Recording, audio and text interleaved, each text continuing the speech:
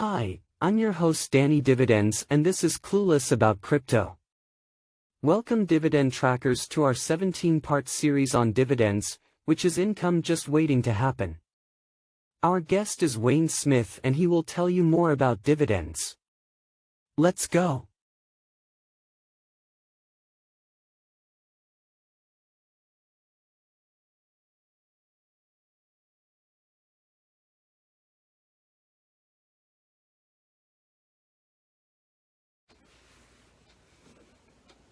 Hi, my name is Wayne Smith.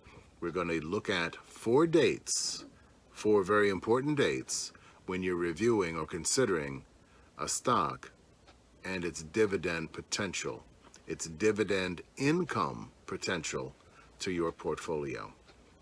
The first important date is the announcement date.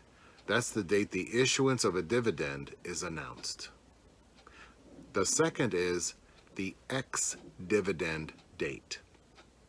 This is the date the stock will open the market to trade minus its dividend. So it will use the day before's closing price and will open on the ex-dividend date with that price minus what its dividend is for that quarter, that month, or what have you. This is set by the stock exchange, not the company that you bought the stock for or in behalf of. It is set by the exchange, not the company. The record date, that's our third important date.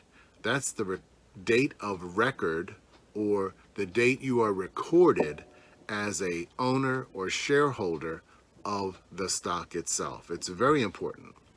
Sometimes these dates aren't consecutive. They're all over the place.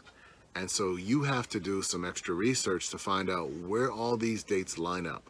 I think the announcement date's always going to be out there in front. But the ex-dividend date can change its position.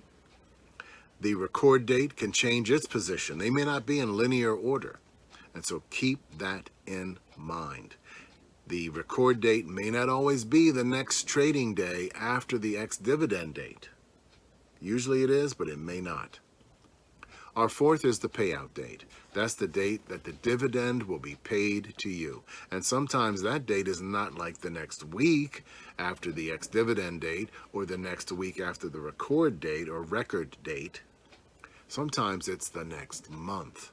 And so for you to be sure that you're going to get your dividend and you're looking earlier, that dividend may not come for another 30 days. So be aware of that as well.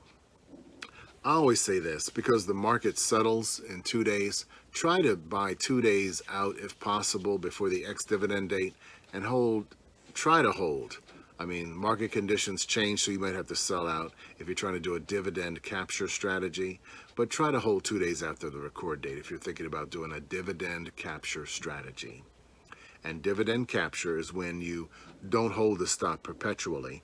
You just want to capture the dividend. So you only hold it for maybe 3 to 5 days, and then after that record date, you're out. You take your profits. Okay? All right. I want to thank you guys for your time. And as always, I like my dividends like I like my Bahama breezes. Shaken, not stirred.